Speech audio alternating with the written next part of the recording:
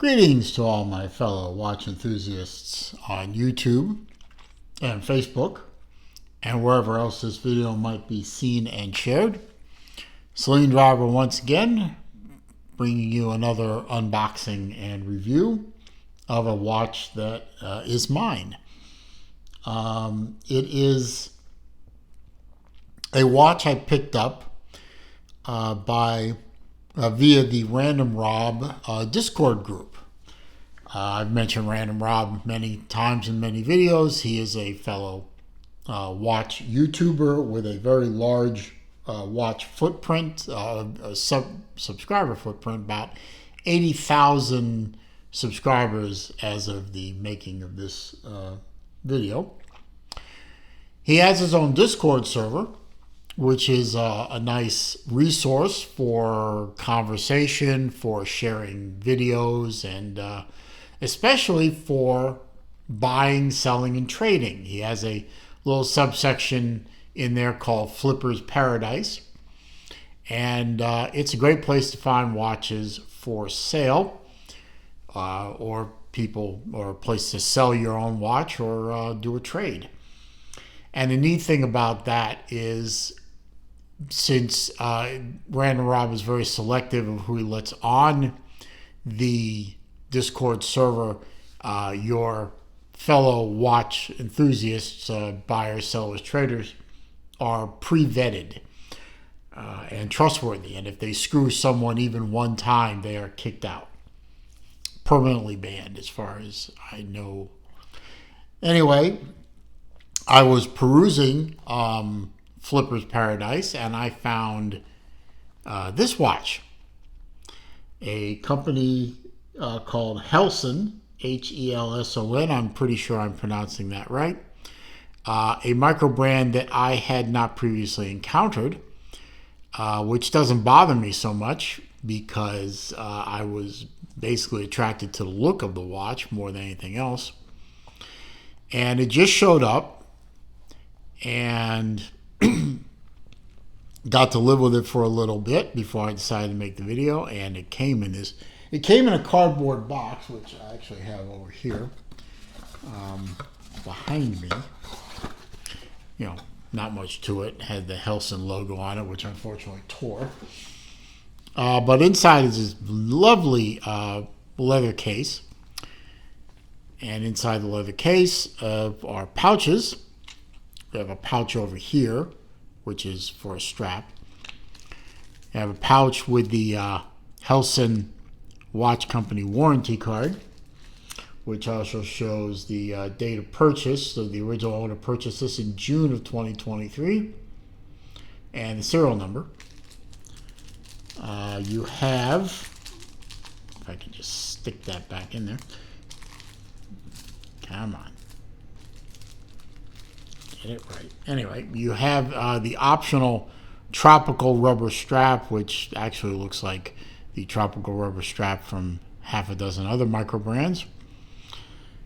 I don't think it was ever used. I have extra links for the bracelet. And then finally, I have the watch itself. This is the Helson Caribbean. There are multiple colorways of the Caribbean. I will leave a link to the Helson website, as I usually do, so you can go check that out for yourself. This one is called the Blue Dial Blue Bezel. Not a very original name, but it works. It is currently, as I make this video in mid-August 2023, these are sold out, but you never know. They could decide to make more. The price was snapshot in time. The price could go up or down depending on things. But the price at the time of me making this video is $449 US. Pardon me. This is a dive watch. As you can see, a very complicated dive bezel, which I'll get into in a bit, with a 1,000-meter dive rating, 1,000-meter water resistant rating, and a fantastic blue. I haven't seen a blue quite like this except on the Doxa Caribbean that I have. Now, this watch is very similar to another watch brand, which coincidentally is somewhat related to Doxa in the fact that I believe they made cases for Doxa at one time, a brand name called Yeni. Now, it's spelled like Jenny, a little tip of the hat to Forrest Gump, but it is properly pronounced Yeni. Why, why, I don't know. I think it's German. Beautiful dive watch with the beads of rice bracelet that is so near and dear to Doxa fans such as myself and Yene fans as well. Double lock clasp. You have the fold over and the pull to open clasp. You have 4 micro adjusts, and you have a dive extension, so you can fit this on the outside of a wetsuit if you so desire. If not, it folds back and snaps in place. You can even change the anchor point on the other side of the clasp between 2 different points to shorten it up even further if you need to, if you ran out of micro adjust here. Fortunately for me, or depending on how you want to look at it, when I got the watch from the previous owner, it fit just as he had adjusted it. These are removable links by screws. There were 5 links in spare, plus the links that are in here. It is not as flexible as you would think, considering a beads of rice. In 1 or 2 spots, considering a beads of rice bracelet's claim to fame is its flexibility. But for some reason, this one is sticking a little bit, but that's a minor issue as far as I'm concerned. It might be just a little tight, but not really worried about it. It is a simple 3-hander with a date complication at the 3 o'clock. Big indices, even at the minor indices. Obviously, the indices at the 12, 9, and 6 are bigger, with big blocks of lume. The hands are loomed. The second hand is loomed as well. And as I said, we'll get into the bezel in a minute. Coin edge bezel, which I love. And look at the dome on that crystal. That is fantastic. Beautiful, off-axis distortion. Drilled lugs to make changing the bracelet for another strap much easier. No quick release spring bars, don't really need them. Interesting skull and crossbones design motif, and there's some verbiage on the case back, typical stuff. Unidirectional bezel. See, it only turns counterclockwise. It is a 120 click bezel. It's very chunky feeling and very chunky sounding, but as you would expect with a dive watch, and you want the accuracy of that, it lines up very nicely, and there is no slop once it locks in. So it's locked. It's not going to move easily until you move it. Good size crown. It is a screw down crown, of course. It does disengage with an audible pop, and you can feel it through your fingertips. It is a 2-position, crown. First position, obviously, is your date set. Second position hacks the movement, allows you to go into time set mode. Click it back in, push it in, screw it down a couple of times, and you have your 1,000-meter water resistance back. Obviously, a screw down case back for that as well. Give you a wrist shot. And on my 7 1/4 inch wrist, it fits very nicely. It actually fits a bit small on my wrist. due to the short lugs, and there's minimal overhang.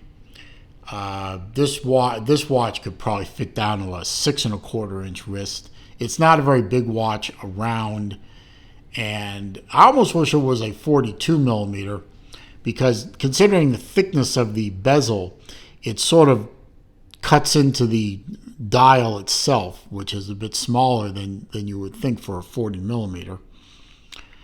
But that is owing to the complexity of the bezel, which it took me a little. I actually reached out to Helson to help me with, how to read this bezel. They never got back to me, but I was also doing digging on my own, and it took a little while. Not only looking at the Helson Caribbean, but also the Yeni Caribbean, and I actually found out how to read, how to do the reading of this bezel on a Yeni, and that corresponds to how to do it with the Helson, because they're the same bezel. I mean, they literally look the same. You could probably pop this off of this watch and put it on a Yeni, and nobody would know the difference. But I'll get to that in a minute. It is a 316L stainless steel all around. It is 316L stainless case, beads of rice bracelet, and signed clasp. It is a ceramic sunburst dial. This is according to the Helson website, and I will leave a link to that website in the description. It's a 120 click bezel. It's all powered by a Seiko NH35 movement. As I demonstrated, it hand winds, it hacks. It's a workhorse movement. And it is a 3-tiered die bezel. You actually read all 3 tiers to get an accurate reading of, how long you can stay down and how long you would have to factor in decompression. Now, I know in the modern, this is 2023. Most every diver out there is yelling into their screen right now. We all use dive computers. Dive watches are nothing more than a useless affectation. Yes, I know. But you know what?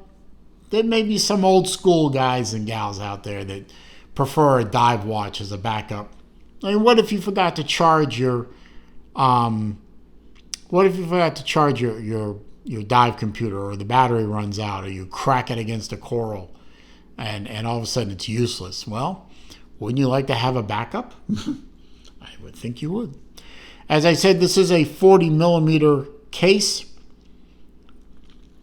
It is 15.5 millimeters thick to that double dome sapphire crystal. It is a 20 millimeter lug. It's a little small for a watch that's that thick, but in terms of it being a 20 millimeter lug on a 40 millimeter case diameter watch, that fits. And it's a very short 45 millimeter tip to tip. Now, the bracelet does taper slightly. According to their website, it does taper down to 18 millimeter. And as I mentioned, it is 1,000 meter water resistant. Interestingly, no helium escape valve that I can see on this watch. I don't see one, do you? I don't. But anyway, how to read this bezel? Well, let's first of all zoom in a little bit. You can see, now let's concentrate up here for the moment. You can see that this is a 3-level die bezel. You have the innermost track, which actually also has your minutes, 5, 10, 15, and so on, to correspond to any normal die bezel. But you have these you also have these other numbers and then these outer 2 tracks. Now, according to the information I found online, and I'm hoping that this is right, and of course, if you're a diver and I goofed this up, you can always comment down below and tell me, how much I goofed. It is a decompression style die bezel. It's based on the Navy diver table, uses what they call the 120 rule. Now, I'm not sure what the 120 rule is, but let's go with that. Here's the example that I found listed. Now, let's concentrate on the section from the pip to the 5-minute mark right here. Okay? Between the 12 and the 5. The first number you see there in that little relief block says 60. I'm sure you can see that, right? Okay, that is 60 feet. So let's say you're down 60 feet. You subtract 60 from 120, hence the 120 rule, and you get 60, obviously. So then you look at the 60 in the middle track, which is right there, and in the number above it in the outer track is a 0.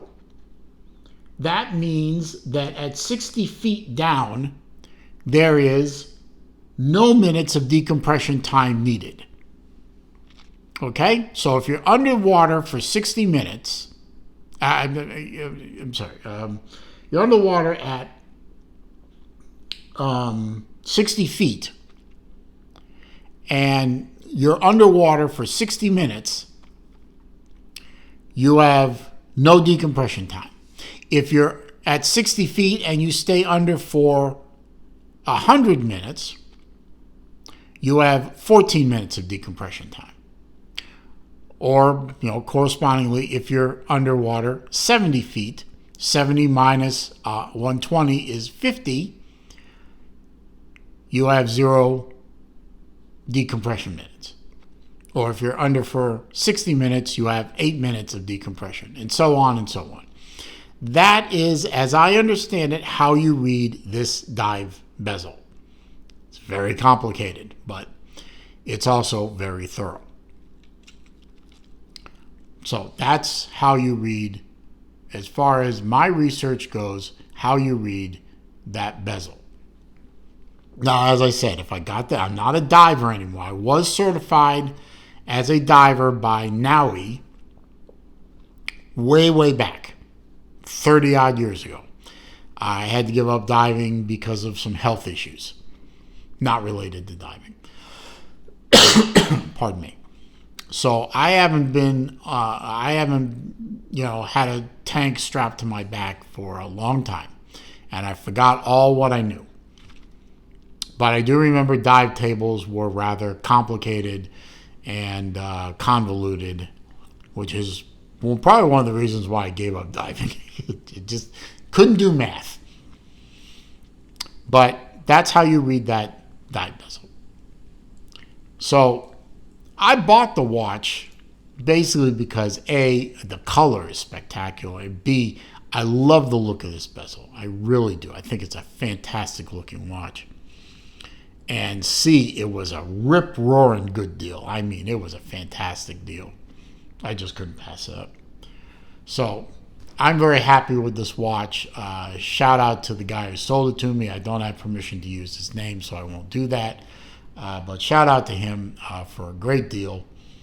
Got it to me in a timely manner, even despite the Postal Service and their stupidity. And I'm very happy with the watch. I hope you enjoyed this video. I hope you found it to be useful, entertaining, informative. If you did, please click that thumbs up button for me. That does help with the YouTube search algorithms and helps bring people to the channel. That is always a good thing. Comments, questions, suggestions, and in this case, corrections down below. I do read them all. I do respond to them all. If you are, however, going to insult me, or try to, or you're going to try to troll me, or you're going to leave links to bad places on the internet, I'm simply going to delete the comment and block the commenter. If you're new to the channel, of course, welcome. I'm glad you're here. I'm glad you watched this video. I hope you enjoyed it. Please feel free to watch as many videos as you like. All I ask in return is that you click the subscribe button at the bottom of the view screen at some point before you leave. Don't forget to click the bell icon too, so that when I upload new videos or I do a live stream, you will be alerted to these things. And as I always say at the end of my videos, it is a crazy old world out there. it is not getting any less crazy. So please, when you're out there, be safe, be careful. See you soon.